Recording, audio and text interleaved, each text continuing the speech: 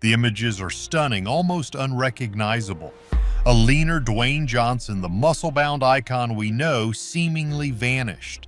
And so The Rock went on a juice cleanse, lost about 50 pounds of muscle. And we're not talking about orange juice, we're talking about steroids. The internet exploded with theories ranging from health scares to wild speculation. But the truth is far more calculated and in many ways more shocking. You see, this physical overhaul is a direct response to a crisis. The Rock's throne was shaking after a string of high-profile disasters left his invincible image in tatters. This transformation for his new film, The Smashing Machine, isn't just about acting. It's about survival, and it's a story Hollywood is desperately trying to understand. From blockbuster king to box office mystery. For nearly a decade, Dwayne "The Rock" Johnson was more than a movie star. He was a guarantee. His name alone was a stamp of approval, a promise of a 4-quadrant blockbuster that would rake in hundreds of millions of dollars. He was the hardest worker in the room, a branding genius who built an empire on charisma and biceps that measured over 20 inches around. But the thing nobody tells you about being on top is how far you have to fall. And for The Rock, the fall began with a project he claimed would change the hierarchy of power in the DC universe forever: Black Adam. He poured 15 years of his life into getting this movie made, convinced it would be his crowning achievement. The moment he transitioned from a mere movie star to the center of a cinematic universe. The hype was incredible. Johnson promised a disruptive force, an anti-hero who would challenge Superman himself. But when the movie finally hit theaters in 2022, the hierarchy didn't change. It crumbled. The film was met with lukewarm reviews and a box office return that was, for a project of its size, a colossal disappointment. It struggled to break even, a financial black eye for a star who once seemed untouchable. The fallout was immediate and brutal. You see, it wasn't just that the movie failed, it was the way it failed. Reports began to surface of Johnson's ego running rampant behind the scenes. Insiders whispered that he had vetoed cameos that would have tied his film to the more successful Shazam franchise, all because he wanted Black Adam to stand alone, untethered and superior. He strong-armed the studio into a post-credit scene featuring Henry Cavill's Superman, a move that ultimately went nowhere when new leadership took over DC Studios and wiped the slate clean. In the blink of an eye, The Rock went from the potential savior of DC to a symbol of its chaotic past. His power play had backfired spectacularly, leaving his reputation bruised. Many people are crazy about stars who take creative control, but in this case, it was seen as a massive miscalculation that hurt not just his own film, but the entire franchise. The man who could do no wrong suddenly looked out of his depth. And it wasn't an isolated incident.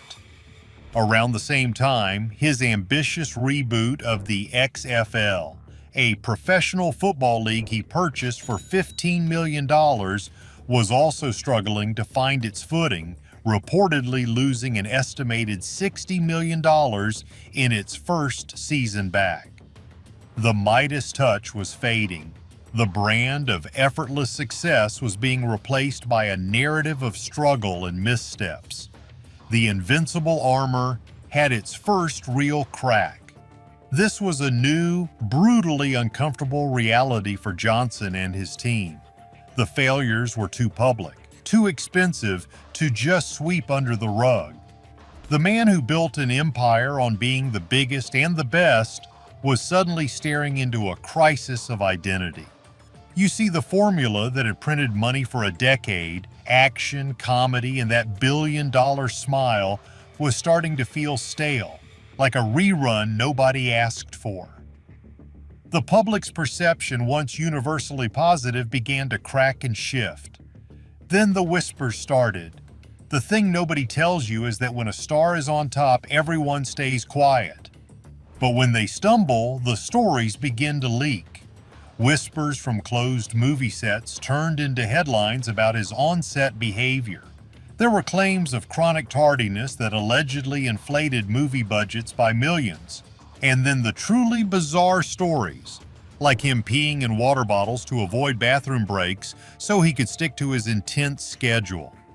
Suddenly, the hardest worker in the room narrative began to look different.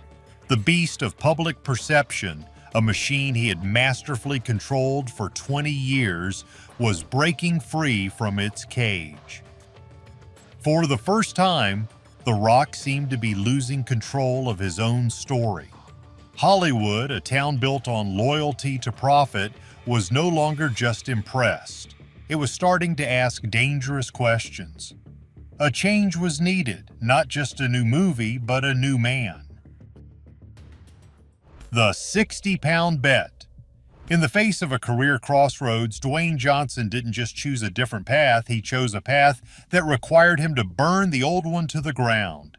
He signed on for a project that was the complete opposite of everything his brand represented. The film was The Smashing Machine, a gritty, dark biopic from the acclaimed indie studio A24, known for its challenging and artistic films, not its blockbuster explosions. Johnson was cast as Mark Kerr, a legendary but tragic figure from the early days of mixed martial arts. Kerr was a two-time UFC heavyweight tournament champion, a physical monster nicknamed the Smashing Machine for his brutal dominance. But outside the ring, his life was a chaotic spiral of addiction to painkillers and personal demons. This wasn't a role for an action hero, it was a role for a serious, dramatic actor. The decision sent a shockwave through the industry.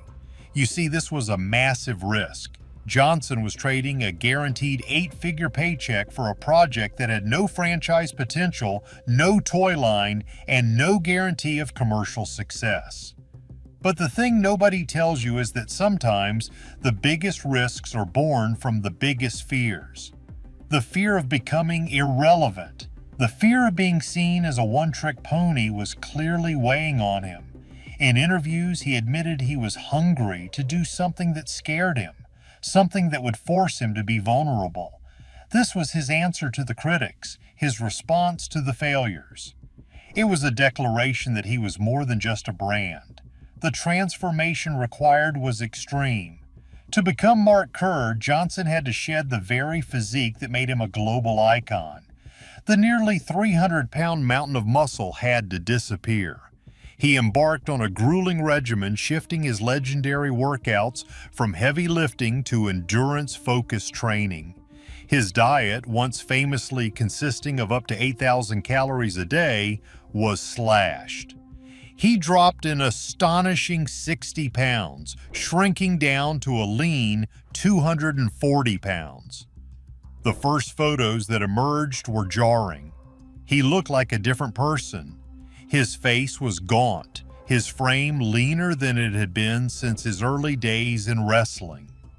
On top of the weight loss, he endured 3 to 4 hours in the makeup chair each day, having 14 different prosthetics applied to his face to complete the physical metamorphosis. The fan reaction was an absolute firestorm, a mix of awe and genuine concern that set the internet ablaze. You see, social media exploded the moment the first photos dropped. Instagram and X were flooded with side-by-side comparisons of the Titan from Fast and Furious next to this new, gaunt figure.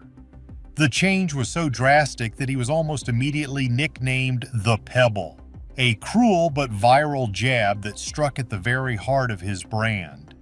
The Rock, a symbol of unshakable strength, was suddenly seen as something small and fragile. The chatter wasn't just from fans. It turned nasty when former NFL player Antonio Brown took a public shot, tweeting, "Steroids work until you stop using them." That single comment, while baseless, poured gasoline on years of quiet speculation about celebrity physiques. It gave a voice to the whispers and forced a conversation that had been bubbling just beneath the surface. This new, more fragile appearance became a lightning rod for controversy. But not all things are what they seem.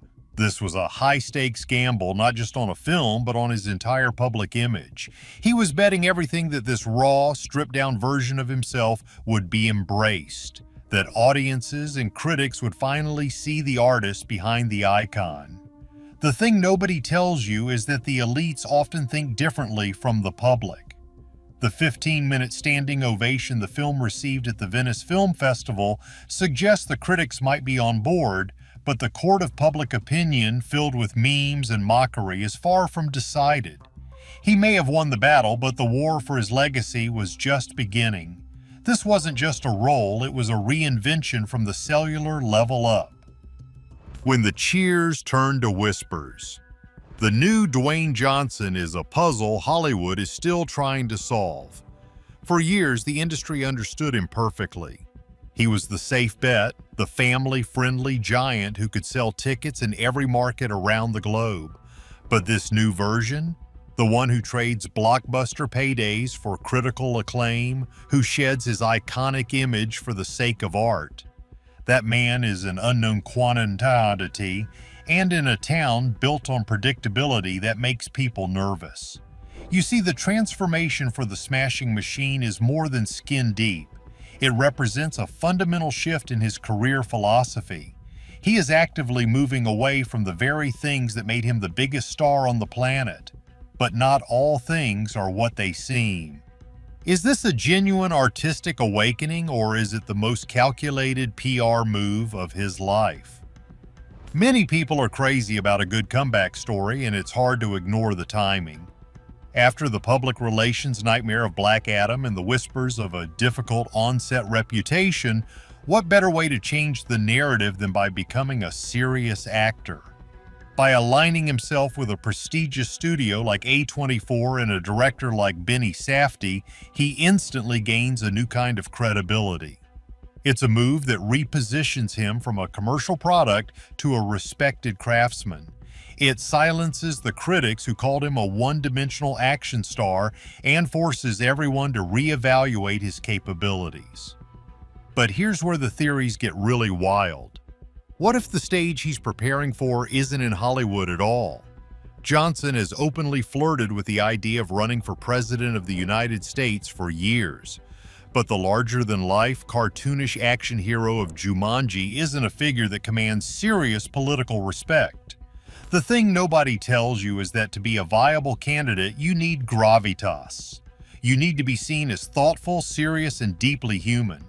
Is it possible this entire transformation, the A24 film, the dramatic weight loss, the vulnerable interviews, is the first step in a long, carefully planned campaign to rebrand himself from The Rock into President Johnson?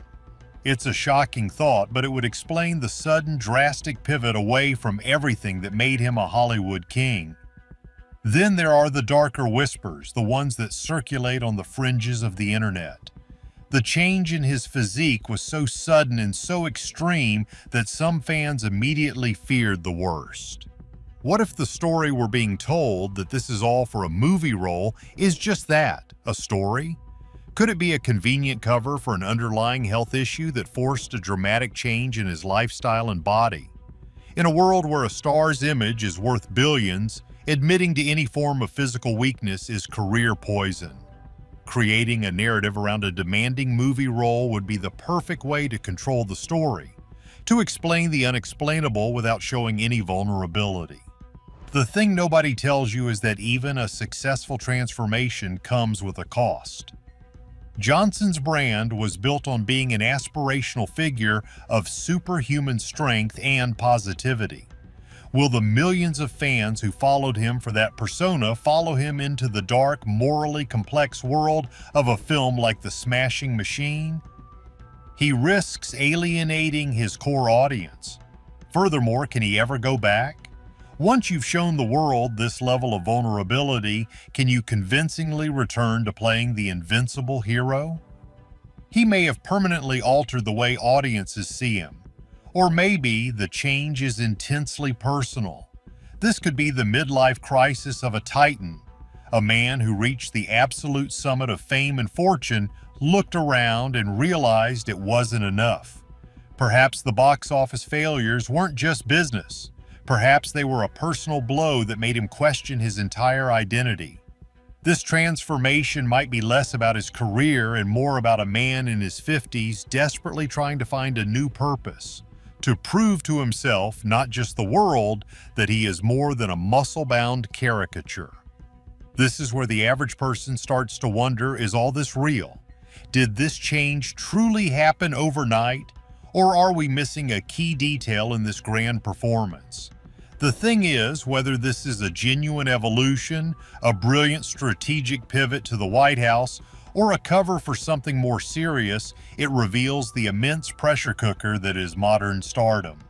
So, has Dwayne Johnson truly reinvented himself, or is this Hollywood's most shocking magic trick? Let us know what you think in the comments. Don't forget to like and subscribe for more deep dives. Is it possible for a star this big to ever truly escape the image they created?